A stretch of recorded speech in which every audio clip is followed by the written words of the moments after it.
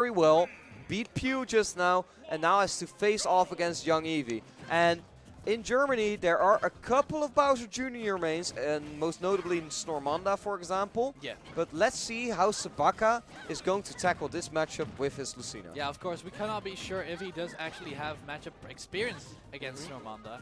But knowing Sabaca and a player of his caliber, matchup experience might not even be that big of a thing for him. Because he is such a player-based player.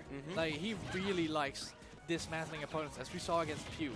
But for now, Young Eevey in the advantage, keeping the juggling game on. Yeah, and that's where Young Eevey excels, of course. Every single up air, you're gonna feel that. And getting the ledge trap not or just barely Sabaca escaping from the clutches of that Bowser Jr. Yeah, and now once he actually got Eevey into that disadvantage state, he's not been letting up at all. He keeps him cornered with those safe aerials, and Eevey's having a really tough time getting back to the stage. Yeah, that forward air was really what he needed right there, because that corner was, you could practically call it Young Eevey's home at that point, because Sabaca was keeping him there forever.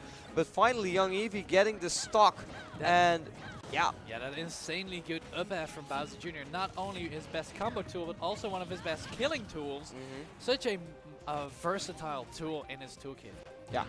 Needs to get back to the stage though. Does it so with a beefy up B that Sabaca gets the grab. Young Eevey needs to get something back here from the corner. Tries to get a move in, but Sabaca is moving around very smartly. Ooh. Beautiful patience there. He knew Sabaca was trying to get that one burst option, the Dolphin Slash, but no, he did not want to give it to him. Beautiful tech as well. I'm surprised he could tech that. There must have been some downward DI in order to decrease his knockback. Yeah, something like that indeed. But Sabaca gets the better end of that final trade. And Young Eevey needs to try again from 0%. Oh, that was very interesting. That was so cute. The both Bees clashed with each other. And I feel like Young Eevey got the most out of that exchange. But Sabaca definitely, again, just cornering Young Eevey so well. Yeah. Oh, beautiful. edge guard. Nice. Oh, wow. That was perfectly timed by Sabaca. If he was just a little bit later, he would have lost his stock there. Yeah, if we're thinking about Germany, we're mostly thinking about players like Quick and Light, but Sabaca has been making a big name for himself there. But you can't make a big name against that big clown cart falling down upon your head. There's not really much you can do about that. It's kind of like a cartoon, you know, where you're walking by a window and suddenly some kind anvil of drops down. Exactly, it's exactly that. But he gets the nair to forward smash, and that's exactly what Sabaca needed to get back into this game. Yeah, that was a beautiful confirm there. Just so aware of all of his confirms and options. Oh, nice chase by Young Eevey there. Try to take it all with the drills. Yeah, but I like the patience from Sabaca. They're trying to see what Young Eevey wanted out of that ledge situation and just waiting it all out. It's something that I feel like every single player has to learn. Because even though you're in disadvantage, even though you're on the ledge, keeping your cool and waiting out options is still very important. Both players on 99.8%. It's exactly even. But Young Eevey gets the smack with that magic wand. Yeah, and it's actually the last stock. Oh, what a catch, but he fell out of the B, and he's giving a second leash on life. Will he use it wisely? Young Eevey's looking for a jab. He's looking for the jab. He gets the tongue, but oh, he escapes. Falls out again, but the back air taking it. So that was a very, very close first match. But Young Eevey clutching it out there. But geez, Sabaca really just keeping it close the entire time. Man. If you could see Eevey breathe a sigh of relief as he hit that back air, because oh man, I don't understand why he went for the down tilt, because that looked like such a typical jab situation for Young Eevey. I feel like he couldn't have gotten there in time for in range with the jab, and he recognized that. So he wanted a tool that had just a bit more reach with that down tilt. But it's just unfortunate that he fell out of it. I don't know. But he still managed to, how to say that, make the most out of the situation by using the back air on that hasty jump from Sabaca. Exactly. Just it's a quick on-the-fly thinking from young Eevey, just Yeah. thinking, okay, I need to get something in here. And Sabaca is moving quite erratically. I'll throw out my fastest back air, and he does get it. We're going to Town and City. Remember that previous set, this was young Eevey's counter pick against... who was he playing against? Semi. Again, Semi, against Yeah. Semi. So I'm excited to see if he can land some of those combos that don't need to land any combos when you're drilling him on not 70% right there. Yeah, and, I mean, this is what I was saying with that set against Semi. Young Eevey as Bowser Jr. having all the room in the world here to play around with his dash, his options, his side Oh. Bs, and of course the smaller blast zones. One of those forward smashes once again, 2 for 2 here. Yeah, just very dominant so far, and an explosive start. Shuk, what is happening? Because game number 1 looked like Sabaca was really even with young Eevey. Game number 2, it's looking like 2 different players. What's happening? Sabaca isn't playing as patient, and young Eevey is just all over him. I mean, I think that's the most crucial part about this all. Sabaca really lost his cool in both of those situations. Expended all of his options off stage with a very quick air dodge and jumping from the ledge very quickly, and oh my god, that is so unfortunate. But yeah, it really feels like something inside of Sabaca snapped, either in the first stock here or the last stock of the previous game, and Eevey's just capitalizing on it so hard. Right.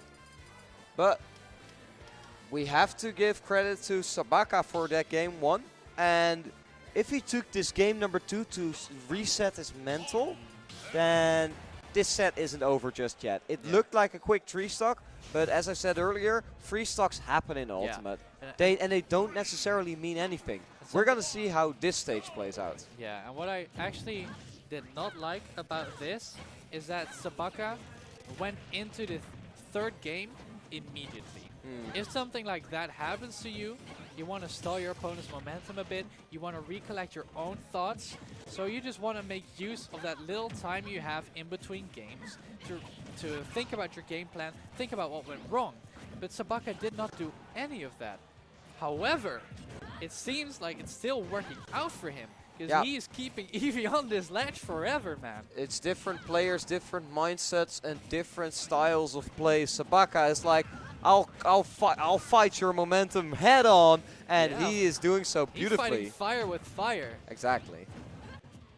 Even taking this beautiful stage, I love that. Yeah, this stage has a beautiful background. That's Look at that big giant over there. That's something fun about Ultimate, you know. Every player has his own preferences in terms of stage, in terms of music, and it gives so much personality to the players. So that trade almost cost young Eevey his stock, but still in this. And actually, young Eevey, something that we saw Sabaca do against Pew a lot was that he capitalized on normal get-ups from the ledge a lot. And young Eevey has been getting almost 5 of them in a row, and none of them have gotten punished, which is very uncharacteristic if we look at the Sabaca against Pew. Okay, but one of the reasons why that might happen is because Bowser Jr.'s animations are quite odd, and if you're not used to them, then that could really spell doom for you in trying to ledge trap this guy. Yeah, that's very true. But still, a very close game here. Basically dead even. And it's all just a matter of who can trap the other, you know? Who can keep the other in the corner? Because it feels like neutral is pretty even, but whenever one of them is in the corner, the other just takes so much percentage or stock. Right, and I think you're bang on with that analysis. And at this point, it's Sabaca being cornered right here. Young Eevey looking to find his first or second stock here. But Sabaca makes his way out. And I would not be surprised if we actually see an up smash coming out here from young Eevey, because he has been focusing on those forward smashes, but wow, beautiful interception there. But as I was saying, Lucina obviously being a character that has not a lot of mix-ups on shield, because she's floaty and because her aerials have a bit of startup. The timing is also very similar of all of her aerials, so parrying her isn't the hardest thing in the world. And I feel like we might see a parry up smash coming into play here for young Eevey whenever Sabaca's in kill percent. Right, but first he needs to beat it and kill What a percent. chase! Wow, even catching the jump at the end, and that's exactly what young Eevey needed, because he was looking bad, losing like 70% after one after another, staying in that corner for so long, being so patient. Man, yeah, absolutely insane. Oh my god, the movement there, just a very small movement of going off stage so he could get that back air. You should not have. The Oh, the Mecha Mecha Koopa! Oh, the Mecha Koopa and the up air! What a beautiful, smart play there. My god. Okay, Chuck.